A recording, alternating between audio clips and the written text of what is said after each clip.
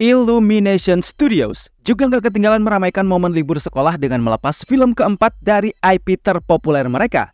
Apalagi kalau bukan Despicable Me. Sekarang IP ini sudah punya 4 film dan 2 spin-off dari semesta mereka. Masih dinaungi oleh Chris Renaud, Pierre Coffin, dan Patrick Deloach yang kali ini menggawangi film keempat. Inilah yang kami rasakan setelah menonton film ini. Universe, let's talk about it!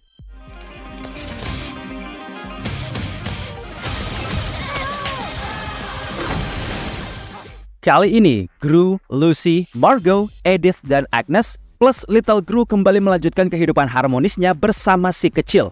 Di awal kisah, kita akan melihat Gru mendapat tugas dari Anti-Villain League atau AVL untuk hadir ke sebuah acara graduation yang dipimpin oleh Nyonya Principal Ubel Sledge. Di sana ada seorang penjahat ulung bernama Maxime Lemol yang mendapat penghargaan atas pencapaiannya. Tapi misi Gru dan AVL bersama para minions adalah menangkap Maxime Lemol karena satu dan lain hal. Misi ini pun berhasil dan Maxime diletakkan di penjara paling ketat milik AVL.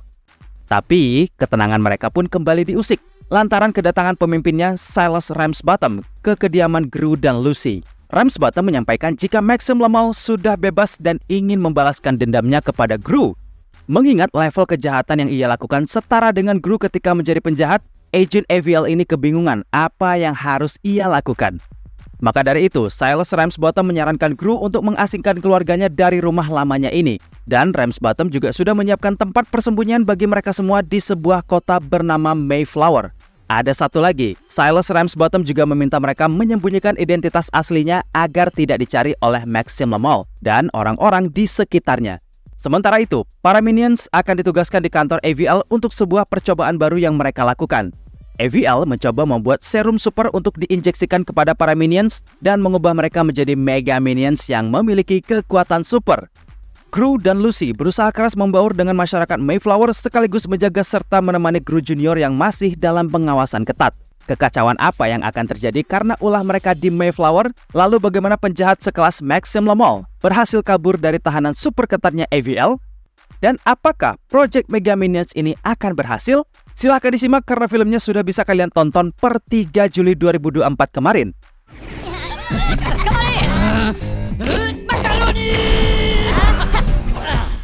Despicable Me saat ini sebenarnya sudah memiliki 6 film, di mana 4 dari Despicable Me dan 2 dari spin-off mereka, Minions. Semenjak awal kemunculan, karakter Minions dan Gru sudah didevelop oleh Illumination Studios dan Universal menjadi karakter yang super duper menggemaskan dan seru dalam segi cerita film. Makanya gak heran ketika film ini diteruskan sampai ke spin-off-nya, tetap memberikan keuntungan yang luar biasa dari masing-masing filmnya.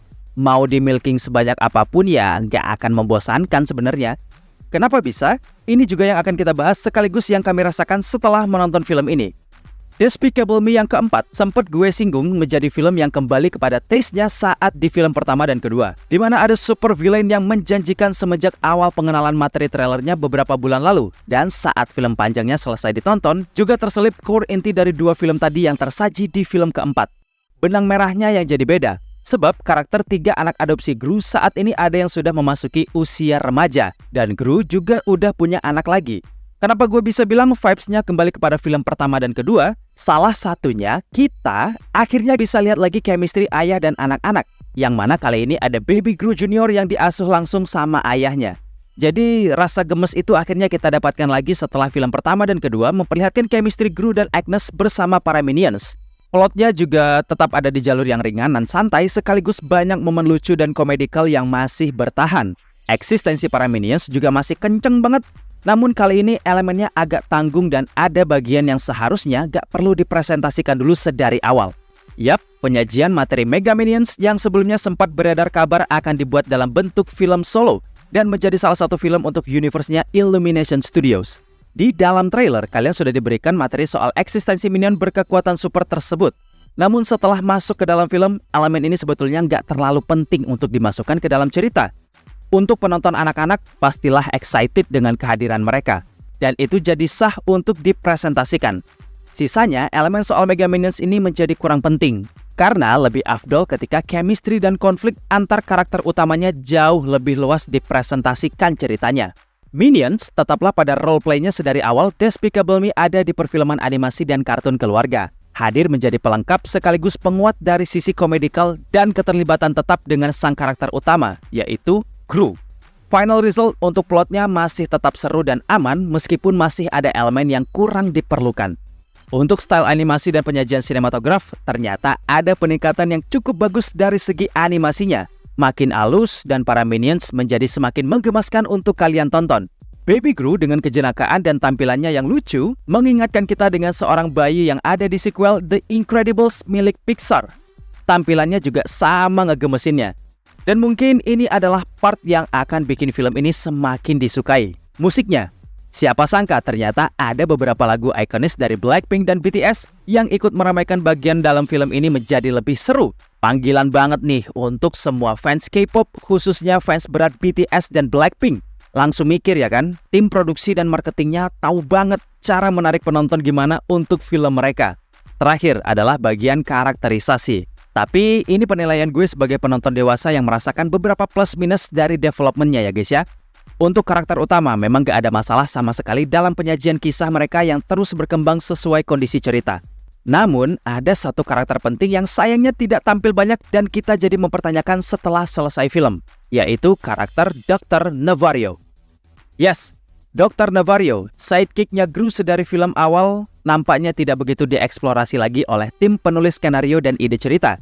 Padahal karakter ini sempat tampil di paruh terakhir filmnya. Ya, singkat cerita dijadiin elemen fanservice aja sih. Itu juga diperkuat dengan munculnya musuh-musuh lama Gru di akhir film.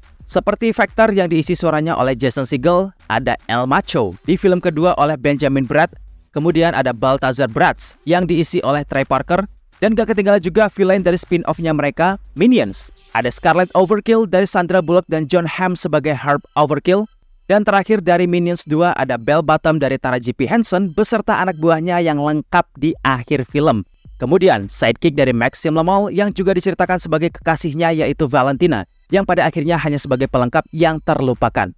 Terakhir ialah villainnya itu sendiri, Maxim Lemol. Sebagai penonton dewasa, menurut kami Maxim Lemol menjadi karakter villain yang belum tampil membekas, sama halnya dengan Balthazar Bratt. Berbeda dengan Vector dan El Macho yang sampai saat ini masih kita ingat gimana serunya chemistry tersebut sebagai big bad villain dengan Gru yang sama-sama sebagai pelaku kriminal.